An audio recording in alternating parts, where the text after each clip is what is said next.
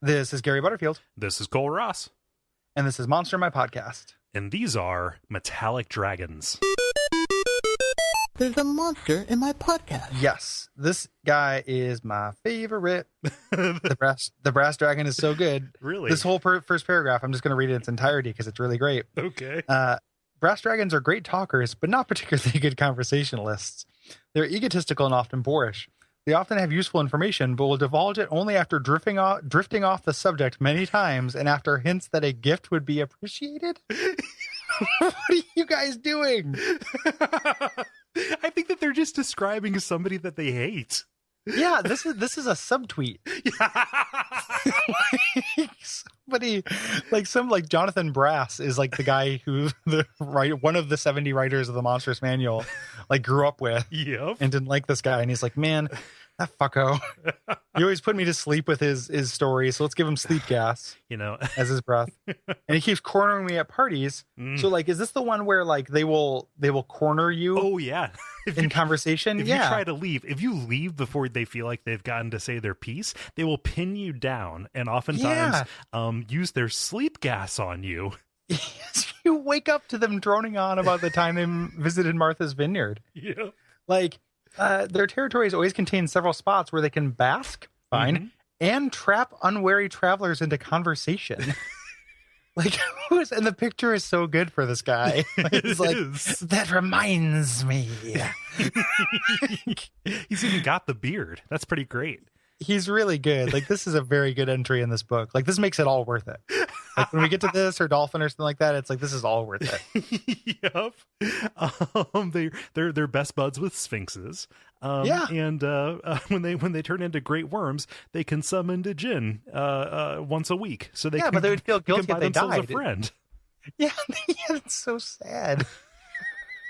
Like, this reminds me. I wish for you to listen to me talk about the meals I had last week. Let me tell you about this delectable coin.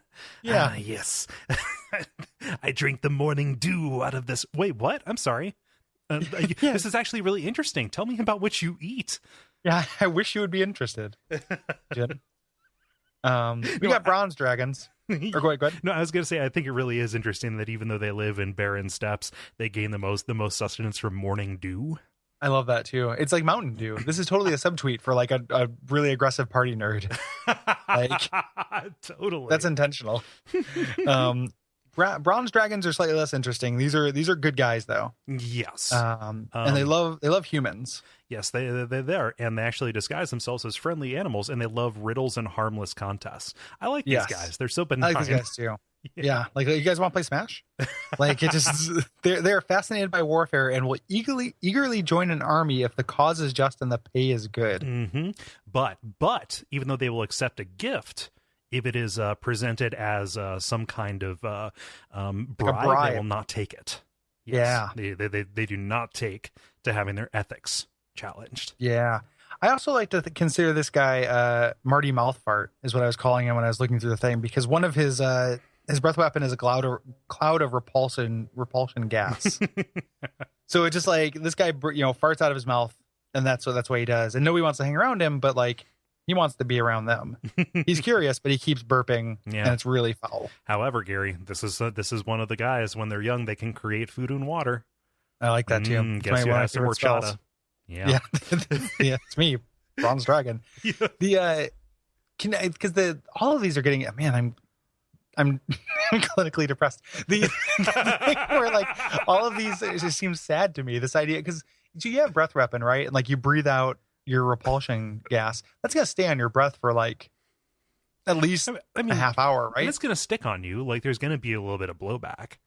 I had a friend, or I have a friend. He's still my buddy, who like consistently forgets to brush his teeth. Oh, in the morning, like maybe like 2 out of every 3 days. It feels like. I don't think it's quite that much, but it just seems very frequent. So every once in a while, he just has this like murder breath, and he's a really good dude, but you just don't want to be around him because bad breath is awful. Yeah, not to blow minds, but like, it's pretty unpleasant to have someone breathing fart in your nose. Like, no good. And this guy tries to do penance for that. By which I mean your friend, by hunting pirates. Oh yeah, disabling or destroying their ships. So he's out there with Greenpeace scuttling their ships. Bronze piece. So next we got Copper Dragon. Yeah. This is the wild card. Oh yeah, this guy. Yeah. He's a joke teller, prankster, and riddler who is prideful but not a good loser. Right. Even though they are reasonably good winners. Yep, What a weird sentence. It's just a very funny thing to pin down. Like, yep. How good a winner is the blue dragon? But we know how good a winner this guy is. Yeah, but it definitely it paints the picture, right? Like, yeah, like he's a bad loser and a bad winner. Yeah.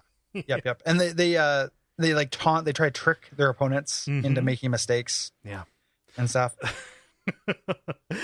They really like doing these disorienting jump attacks. They're all about kind of like crowd management, it seems, because they one of their breath weapons is slow gas. Yeah. The metallic dragons get like all the powers of the chromatic ones plus. Right. So all these guys have 2 different breath weapons. They can kind of switch between chambers of like, biosacs in their throat. And what's amazing about this, all of their powers are dedicated to making mazes for people. Yeah. Like making mazes or making those little steps to jump from, which again, like the way that my mind is alchemizing everything into sadness, like the idea of him just being like, oh, maybe some people will visit today. I guess I'll spend a few hours making some like perches to jump from. I don't know why it makes me sad. They're kind of like Dragon Nick Offermans. Like I just imagine them like sitting around crafting and just kind of being amongst themselves and then being able to tell a joke as well. They're just trying to... But Nick Offerman doesn't seem sad. No, he doesn't. It's just like, it's kind of sad from the outside, like an About Schmidt kind of thing. Like he's just kind of going through the motions. Yeah. But they love to eat giant scorpions. Oh, which is that is very much their jam. Now we get to the goody two shoes. Yeah. The gold dragon who hates injustice and foul play. That wasn't very sportsmanlike. And they often embark on self-appointed quests to promote goodness. Like the gold dragon is like one step away from being Ignatius J. Riley. Is what's going on. He's the answer to the question nobody asked. I just thought it would help. Well, I'm sorry, I don't know. I'm only a genius. Oh, look at me. Yeah.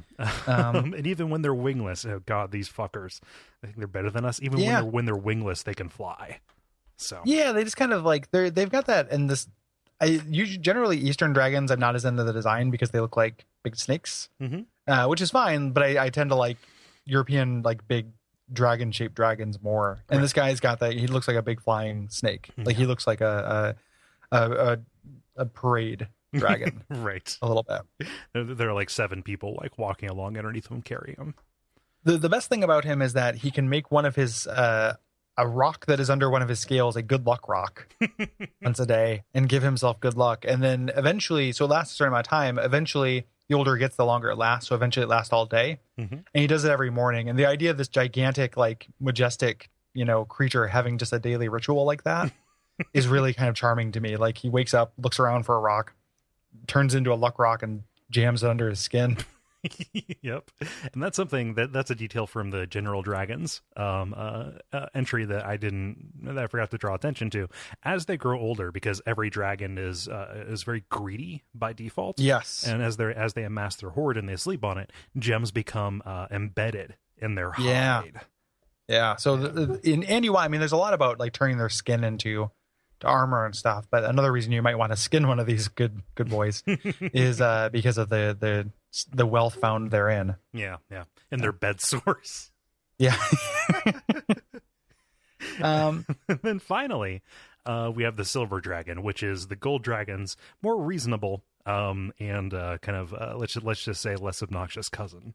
He's like he's the Ravenclaw to the gold dragon's what is it? Good guy. Good boy squad. Iron League. Yeah. Hufflepuff, Ryan. Hufflepuff, Ravenclaw, Slytherin, the Iron League. Yeah. Manticore Mansion. There we go. Yeah. Yep. There we are. Yeah. But these guys, they're all about disguising themselves as humans, and these are the ones that does not matter what size they are. They have to eat enough to sustain their native body mass. So they hang out as a human just to hang out because they just want to be around. Right. They just like hanging out with people. They don't want to be born as dragons. They would rather be humans. And they just eat and they're still hungry. Like they sit down and eat 2 steaks and they're just like, Jesus Christ, buddy. And he's like, and then he's like, I gotta go.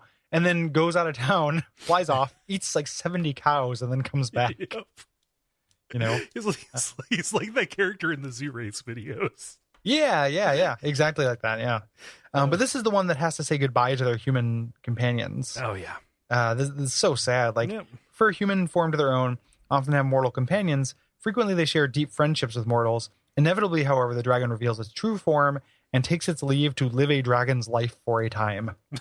Aw. I just got to go do me for a while, Yeah, I understand. Go take a break, go work on a solo album. Yeah. That's sad. If you need me, I'll be in the clouds. And then it reverses gravity. if you need me, I'll be here. Now don't follow me. Breathes paralyzation gas. Brought to you by our backers at patreon.com/DuckFeed.tv.